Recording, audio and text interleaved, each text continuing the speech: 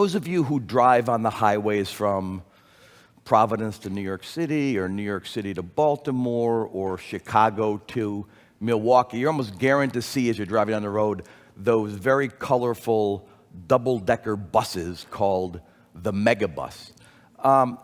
Megabus, it turns out, is a pretty remarkable case study of BIF-style innovation and transformation. It really has reinvented and recast, not just about as prosaic an industry as you can imagine, bus travel, but the very experience of riding in a bus. So, started about 10 years ago in Chicago, and they'd shuttle people from Chicago to Indianapolis or Cincinnati, whatever the case may be, and it got off to a slow start. It took them about 18 months to carry its 1 millionth passenger.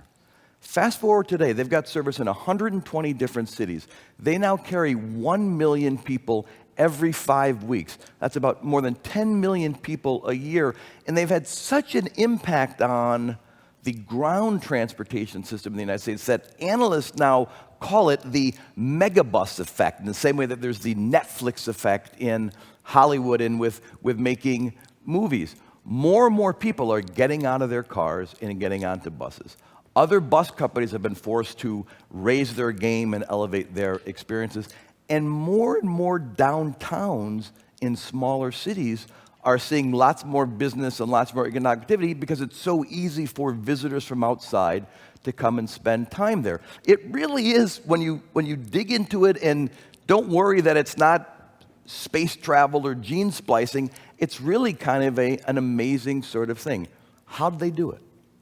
First, they did it by looking at the product itself with completely fresh eyes. I mean, it's pretty depressing to be in most buses. So they said, let's go with those European-style double-decker buses, panoramic, totally glass ceilings, huge windows on the side. Every seat's got a power supply, fantastic Wi-Fi in the buses. Everybody gets a seatbelt, so you actually feel safe. GPS trackers on the bus, so A, they don't get lost, and B, they're double-decker, so they're not going to hit a low overpass somewhere. And they really refreshed and reinterpreted and modernized the experience of sitting in the bus.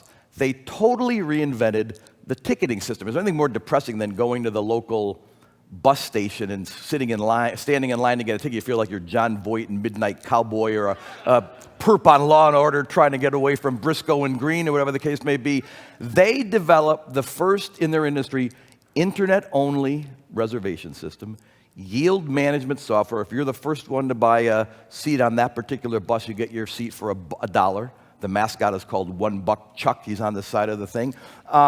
Totally paperless, goes right to your phone. You can reserve your seat. They have premium seats. You want to go up front and up top so you get the great views. You can do that. On longer trips, they now have kind of first-class seats. The seats recline all the way back. It's, again, a very modern, very cutting-edge ticketing system.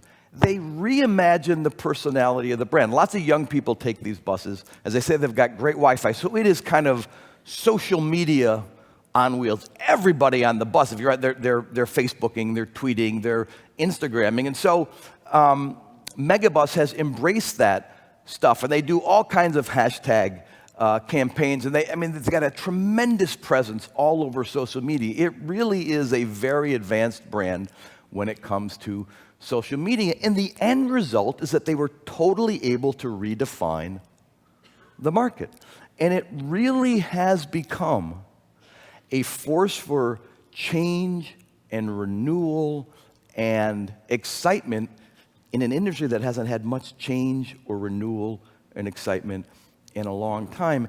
And that, to me, is what happens when that spirit of innovation migrates to more traditional fields, when people don't let what they know limit what they can imagine.